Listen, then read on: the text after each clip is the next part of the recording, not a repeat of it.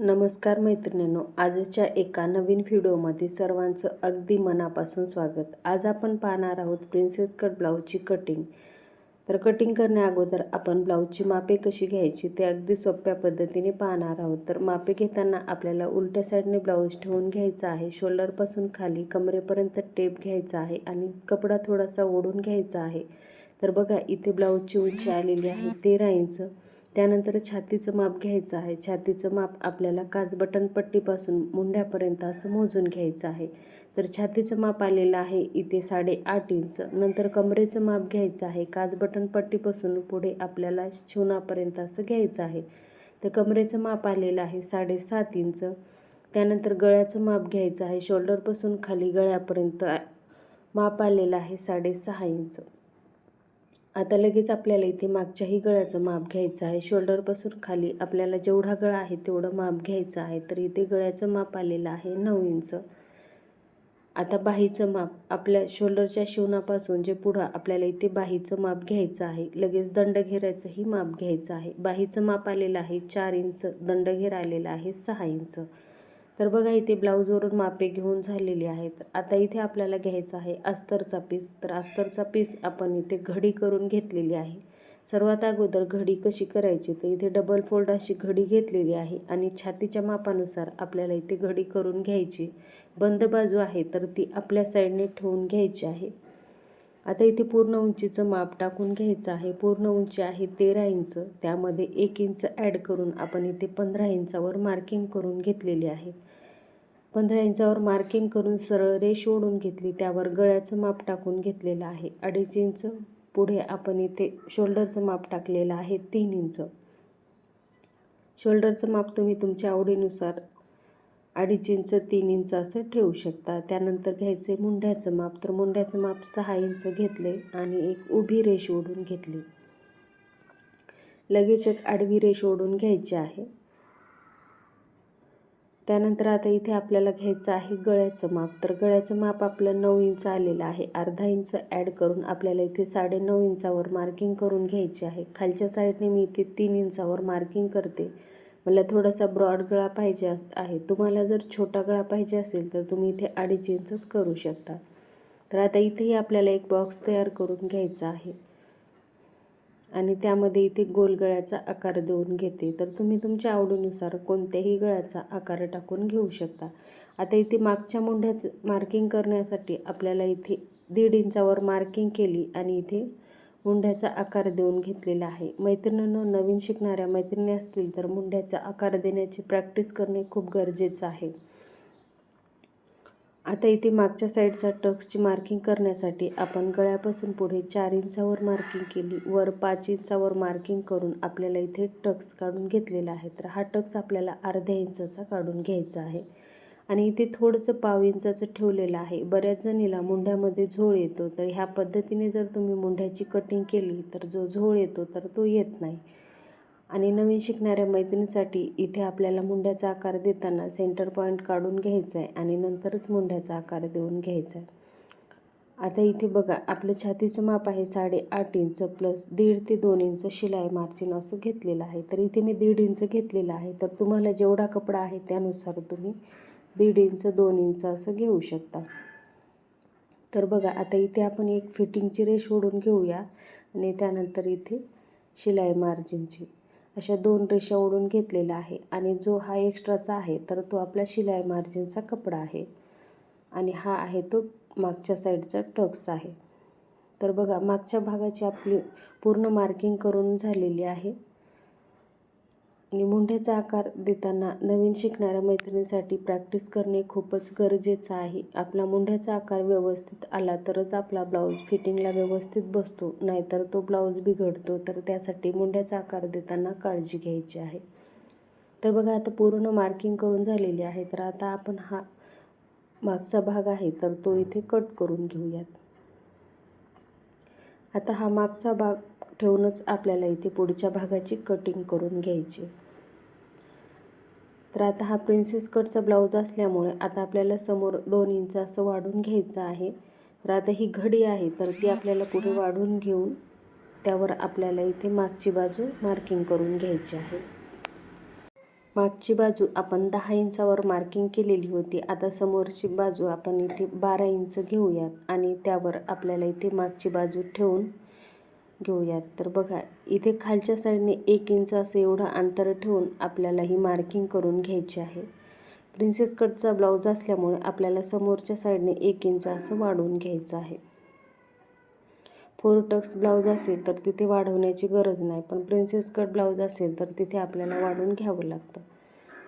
तर बघा आता जशास तशी मार्किंग करून घ्यायची. मागची बाजू आता उचलून घ्यायची आहे. तर आता सर्वात अगोदर इथे आपण गळ्याची मार्किंग करून घेऊया. तर 2.5 इंच गळ्याची मार्किंग आणि इथे 3 इंच असं शोल्डरची मार्किंग. आता गळा आपला इथे समोरच्या साईडने आपण 7 इंच गळ्याची मार्किंग करून घेतलेली आहे. त्यानंतर आता समोरच्या मुंड्याची मार्किंग करण्यासाठी इथे आपण हा बॉक्स तयार करून घेऊयात.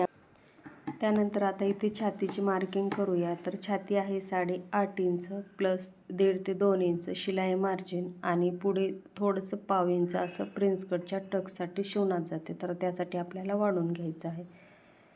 तर खालच्या साईडने बघा आपल्याला इथे 7.5 इंच कमरेचं माप आहे. 2 इंच प्रिन्स कटच्या टक्ससाठी आणि 1.5 ते 2 इंच असे इथे शिलाई मार्जिन. तर बघा खालच्याही साईडने आपण मार्किंग करून घेतलेली आहे. आता स्केलच्या साहाय्याने एक सरळ रेष ओढून घेऊयात. आता आपल्याला इथे प्रिन्सेस कटची मार्किंग करून घ्यायची आहे. तर बघा शोल्डरपासून खाली आपल्याला इथे 10 इंचावर अशी मार्किंग करून घ्यायची आहे. तर बघा वरून खाली इथे 10 इंचावर मार्किंग करून घ्यायची आहे. काज बटन पट्टीपासून पुढे 4 इंचावर अशी मार्किंग करून घ्यायची आहे. खालच्या साईडने 3.5 इंचावर मार्किंग करून घ्यायची आहे. आणि आता इथे समोरील मुंड्याचा आकार देण्यासाठी आपण 1 इंचावर मार्किंग केली आणि समोरील मुंड्याचा आकार देऊन घेतला आहे. तर बघा परफेक्ट असा आपण इथे आकार देऊन घेतलेला आहे. आता हा मागचा जो आकार आहे तर तो आपण इथे कट करून घेऊया. तर बघा आता इथे आपण हे साईडने कट करून घेऊया, जेणेकरून आपल्याला जो प्रिन्स कटचा आकार आहे तर तो टाकायला सोपं जाईल. आता साईडचा जो एक्स्ट्राचा कपडा आहे तर तो बाजूला होईल आणि आपल्याला लागणाराच कपडा इथे लागेल आणि आपल्याला आकारही द्यायला सोपं जाईल. तर बघा आता हा एक्स्ट्राचा कपडा आपण बाजूला ठेवून घेऊयात आणि आता आपण जशी मार्किंग केलेली आहे त्यानुसार आपण इथे प्रिन्सेस कटचा आकार देऊन घेऊयात. तर बघा वरून खाली 10 इंचावर मार्किंग केली, काज बटन पट्टीपासून 4 इंचावर मार्किंग केली आणि आता हे तिन्ही पॉईंट आपल्याला इथे जोडून घ्यायचे आहे आणि मध्ये थोडासा राऊंडमध्ये आपल्याला मार्किंग करून घ्यायची आणि इथे 2 इंचावर मार्किंग करून प्रिन्सेस कटचा आकार देऊन घ्यायचा आहे. तर मैत्रिणींनो हा आकार अगदी महत्त्वाचा आहे. तर हा आकार एक परफेक्ट येणं खूप गरजेचं आहे, तरच आपला प्रिन्सेस कट व्यवस्थित बसतो, नाही तर चपटा होतो. बऱ्याच मैत्रिणी प्रिन्सेस कट ब्लाऊज शिवतात पण त्यांचा ब्लाऊज व्यवस्थित फिटिंगला व्यवस्थित बसत नाही, प्रिन्सेस कट चपटा होतो. तर हाच आकार जर चुकला तर तुमचा ब्लाऊज व्यवस्थित बसत नाही. तर त्यासाठी इथे आकार व्यवस्थित येणं खूप गरजेचं आहे. तर बघा इथे 2 इंच आपला टक्स आहे तर तिथे आपण रेषा ओढून घेतलेल्या आहेत. आता इथे पूर्ण आपली मार्किंग करून झालेली आहे आणि इथे परत एकदा मी मापे सांगितलेले आहेत आणि ह्या पद्धतीने तुम्ही परफेक्ट मापे आणि परफेक्ट आकार जर दिला तर तुमचाही ब्लाऊज खूप छान असा तयार होतो. तर बघा आता पूर्ण आपली मार्किंग करून झालेली आहे. आता आपण इथे कट करून घेऊयात. तर इथे कट करतानाही आपल्याला व्यवस्थित असा हात वळवून कट करून घ्यायचं आहे आणि बघू शकता तुम्ही परफेक्ट असा आकार आलेला आहे आणि गळ्याचाही आकार कट करताना आपल्याला व्यवस्थित असा हात वळवूनच आकार कट करून घ्यायचा आहे. आणि बघा इथे आपला गळाही कट करून झालेला आहे. आता आपण इथे बाही कट करून घेऊयात. आता साईडचा एक्स्ट्राचा कपडा आहे तर तो इथे कट करून घेतलेला आहे. आता आपल्याला इथे बाहीची डबल फोल्ड अशी घडी करून घ्यायची आहे आणि जे बंद बाजू आहे तर ती आपल्या साईडने ठेवून घ्यायची आहे. तर कपडा दोन्ही साईडने व्यवस्थित ठेवून घ्यायचा आहे आणि आपल्याला जेवढा कपडा लागतोय तेवढा मोजून घ्यायचा आहे. तर बघा आपण इथे 9 इंच अशी घडी करून घ्यायची आहे. तर रुंदीला 9 इंच आणि उंची इथे 5 इंच घेऊयात. 5 इंचावर मार्किंग केली, सरळ रेष ओढून घेतली आणि त्यानंतर आपण इथे 3 इंचावर अशी मार्किंग करून घेतलेली आहे. आता पुढे 1 इंच मार्किंग करून आपण इथे बाहीचा आकार टाकून घेतलेला आहे. बाहीचा मासोळी आकार टाकून झाल्यावर आपल्याला इथे दंडगेर घ्यायचा आहे. दंडगेर 6 इंच आणि पुढे 2 इंच शिलाई मार्जिन असे 2 मार्किंग करून घेतलेले आहेत. आणि इथे स्केलच्या सहाय्याने आपण रेष ओढून घेऊयात. तर बघू शकता आपण इथे बाहीची ही मार्किंग करून झालेली आहे. सर्वात अगोदर वरचा जो आकार आहे तर तो कट करून घ्यायचा आहे. त्यानंतर वरचे 2च पदर उचलून घ्यायचे आहे आणि जो आपण खालच्या साईडने आकार दिलेला आहे तर तो आकार आपल्याला इथे कट करून घ्यायचा आहे. आणि बघू शकता आपण इथे परफेक्ट अशी बाही ही कट करून झालेली आहे. मैत्रिणींनो, अस्तरवर आपला ब्लाऊज कट करून झालेला आहे. आता घ्यायचा आहे आपल्याला ब्लाऊजचा पीस. तर ब्लाऊजचा पीस आपला हा लायनिंगचा पीस आहे. तर त्यासाठी आपल्याला ह्या लायनिंग उभ्या येतील या पद्धतीने आपल्याला हा ब्लाऊज कट करून घ्यायचा आहे. तर ज्या साईडने आपल्या ह्या लायनिंग उभ्या येतील त्या साईडने आपल्याला घडी करून घ्यायची आहे आणि जी बंद बाजू आहे तर ती आपल्या साईडने अशी ठेवून घ्यायची आहे. व्यवस्थित अशी घडी करून घ्यायची आहे. कुठेही कपडा खालीवर होणार नाही याची काळजी घ्यायची आहे. आणि आता जी बंद बाजू आहे तर त्या बंद बाजूकडून आपल्याला इथे मागची बाजू ठेवून घ्यायची आहे. तर बघा आता इथे व्यवस्थित अशी मागची बाजू ठेवून घ्यायची आहे. आता जसा कपडा उरेल तसा आपल्याला इथे ॲडजस्ट करून कट करून घ्यायचा आहे. तर तुम्ही इथे खडूच्या साहाय्याने मार्किंगही करू शकता किंवा थोडासा साईडने कपडा ठेवून तुम्ही असंच कटही करून घेऊ शकता.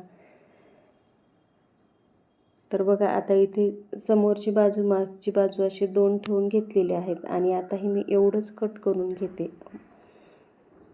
पुढे आता आपल्याला इथे लायनिंगमध्ये जी बाही आहे तर ती बसत नाही, तर त्यासाठी आपल्याला थोडंसं ॲडजस्टमेंट करून कट करायचं आहे. तर त्यासाठी आता हे 2च इथे कट करून घेते आणि बाकी कसं करायचं आहे तर ते पुढे आपण पाहूयात.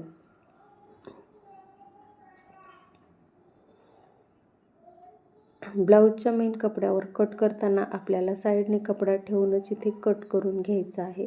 अस्तरवर आपला परफेक्ट माप असतो आणि ब्लाऊजचा जो मेन कपडा असतो त्यावर आपण साईडने एक्स्ट्राचा कपडा ठेवून कट करायचा असतो, जेणेकरून शिवताना कमी जास्त कपडा पडणार नाही यासाठी.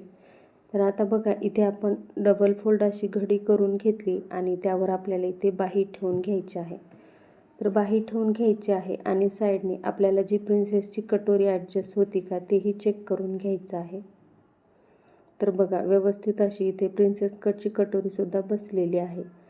तर या पीसमध्ये आपला व्यवस्थित असा ब्लाऊज ॲडजस्ट झालेला आहे. बऱ्याच वेळा मोठ्या मापाचा ब्लाऊज असेल किंवा नवीन शिकणाऱ्या मैत्रिणी असतील तर त्यांना ॲडजस्ट होत नाही, तर ते थोडंसं ॲडजस्ट करून आपल्याला कट करावा लागतो.